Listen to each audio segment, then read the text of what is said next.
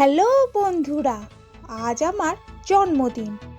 আর আমার শাশুড়ি মা বলেন বাঙালির নাকি 12 মাসে 13 পার্বণ, আর জন্মদিনগুলো হলো বোনাসের মতো। তাই আমার জন্মদিনে আজকে আমার শাশুড়ি মা প্রথমেই পায়েস তৈরি করছে। সে বলেছে আজকে বৌমা তোমাকে রান্না করতে হবে না, আজকে যা রান্না করার সব আমিই করব। তো দেখা যাক কী কী রান্না করছে। প্রথমেই পায়েস তৈরি করছে। আমার শাশুড়ি মা আবার পায়েস গুড় বাতাসা দিয়ে করে, গুড়ের বাতাসা। তো সেই অনুযায়ী গুড়ের বাতাসাও দিয়ে দিচ্ছে।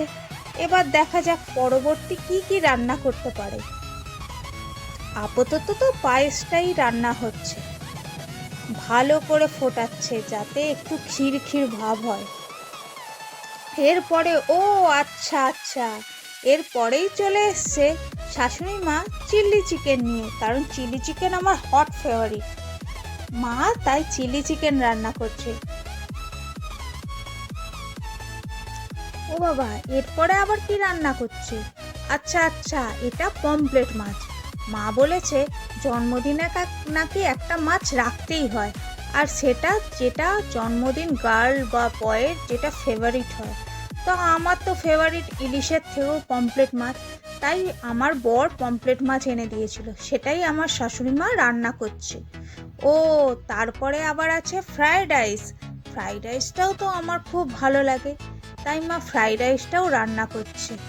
দারুণ জমে যাবে। এরপরে এলো আমাকে খাবার দেওয়ার পালা। মা বলল যে আমিই তোমাকে খাবার দেবো, আগে তার জন্য আচ্ছা এইটা হলো প্রদীপ দিয়ে আমাকে তাপ দিচ্ছে, কেন জন্মদিনে নাকি এগুলো করতে হয়। ভালোই তো লাগছে। এইটা আমাদের একটা রীতি বাঙালিদের। এরপরে বোধহয় ধান দুর্বা দিয়ে মা আমাকে আশীর্বাদ করছে।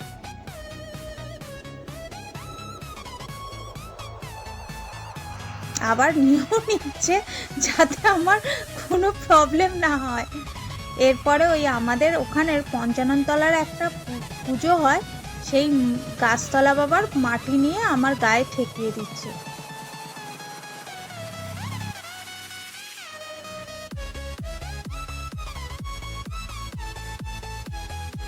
ভালো করে পরিষ্কার করে দিচ্ছে আমার শাশুড়ি মা। এরপরে আমাকে পায়েস খাইয়ে দেবে, আর আমি তো একদম হাঁ করে আছি পায়েসটা খাওয়ার জন্য। দারুণ। রেখে দিন আর খেতে পারবো না। এরপরে আমার ছেলে এসছে, ছেলেও আমাকে পায়েস খাওয়াচ্ছে।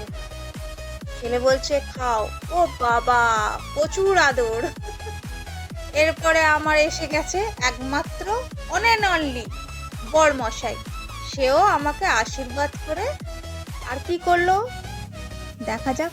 আচ্ছা, পঞ্চাননতলার মাটিটা ঠেকাচ্ছে আর প্রদীপে তাপ দিচ্ছে। আর পিছনে আমার বাবান সোনা দেখছে, ভাবছে এটা কি হচ্ছে। এরপরে শুভ আমাকে পায়েস খাইয়ে দিল। আজকে আমি খুব হ্যাপি, কেন আজকে আমার জন্মদিনটা দারুণ সেলিব্রেট করেছি। তারপরে বিকেলবেলা শুভর সাথে একটু নদী ধারে ঘুরু করেছি। খুব এনজয় করেছি আজকের দিনটা। তোমরা আমাকে আশীর্বাদ করো যেন আমার এই বছরটা খুব ভালোভাবে কাটে।